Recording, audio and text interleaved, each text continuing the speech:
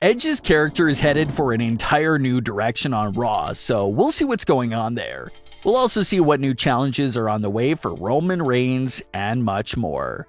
Roman Reigns hasn't defended his title since WrestleMania and hasn't been around much at all in recent weeks.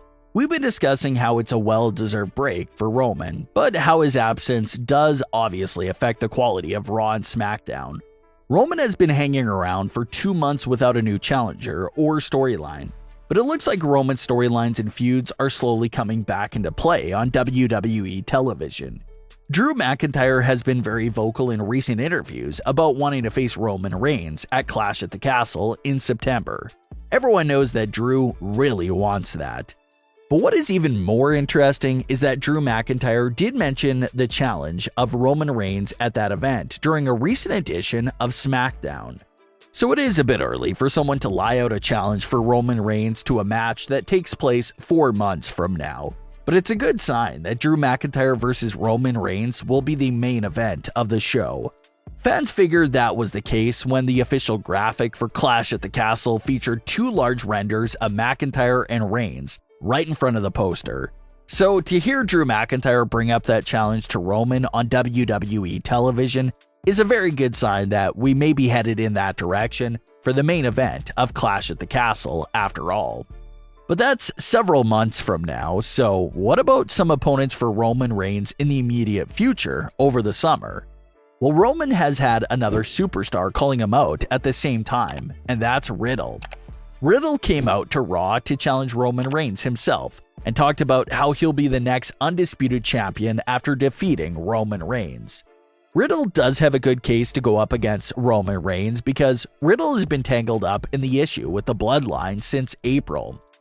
It originally started off as a tag team feud between RK Bro and the Usos, but you gotta remember that Roman Reigns was the one who cheated and assisted the Usos in winning the Raw tag team titles from RK Bro. Not only did Roman Reigns screw RK Bro out of their tag team titles, Roman also took out Randy Orton, and Orton hasn't been seen since. So from Riddle's perspective, Roman took away his tag team titles and took out his tag team partner Randy Orton. So Riddle has a lot of good reasons for wanting to come after Roman Reigns. It's currently unknown if Roman will appear at Money in the Bank or not, but assuming he does, that may set up his next 3 challengers right there. Roman faces Riddle at Money in the Bank, maybe followed up by Randy Orton during that feud with Riddle, which could lead to Roman Reigns versus Randy Orton at SummerSlam. And after Roman is done with both Riddle and Randy Orton, that's probably when the story with Drew McIntyre will begin in time for Clash at the Castle. So nothing is set in stone as of this very moment, but it does look like Riddle, Randy Orton, and Drew McIntyre may be Roman's next 3 opponents, all in that exact order. Would you be excited for these 3 title defenses from Roman Reigns? So like we've been discussing over the last few days, Edge was brutally attacked and betrayed by the Judgment Day, a group he started barely 2 months ago.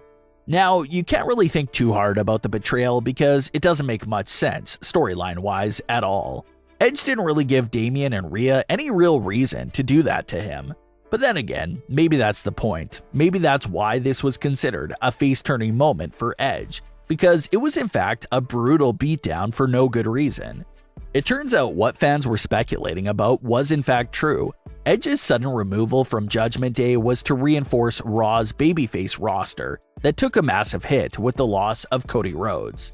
So that entire moment was meant to likely begin the journey of getting Edge back to where he was at as a top babyface on Raw before he turned heel. So if Cody never got hurt, chances are that Edge still would have been the leader of Judgment Day for a while longer, with that big betrayal moment coming way later on.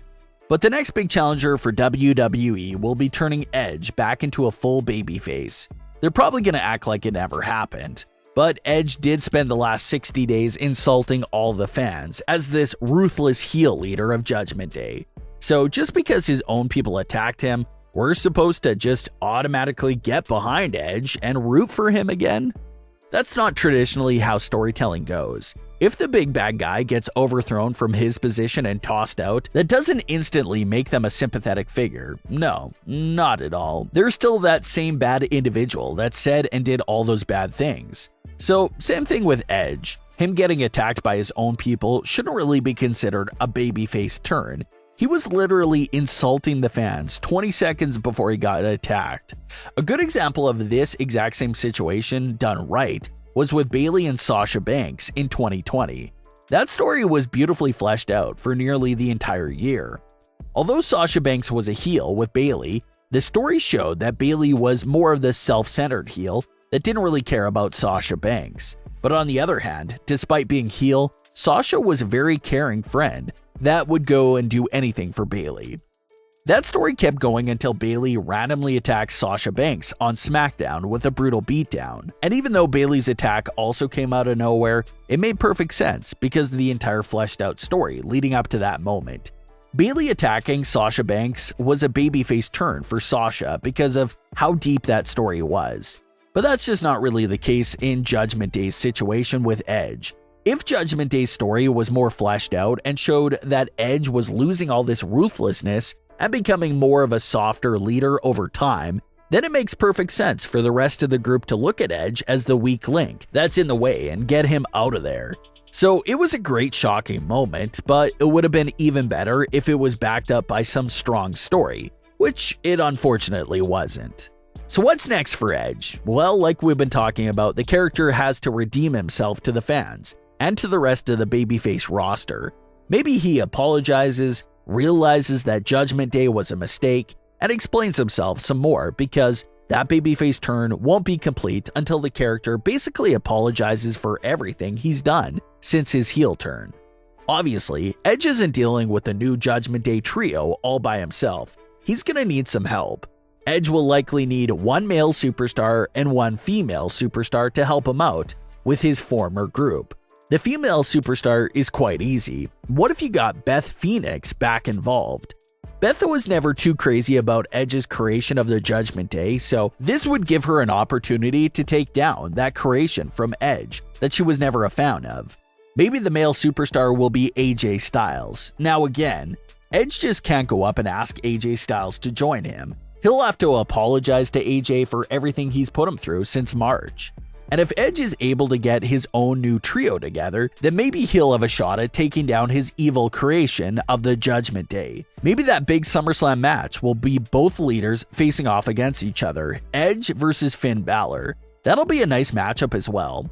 But what are your thoughts on today's stories, Roman Reigns and the Judgment Day? Leave your comments below, don't forget to subscribe with all notifications on, and leave a like if you enjoyed. Thanks for watching, guys.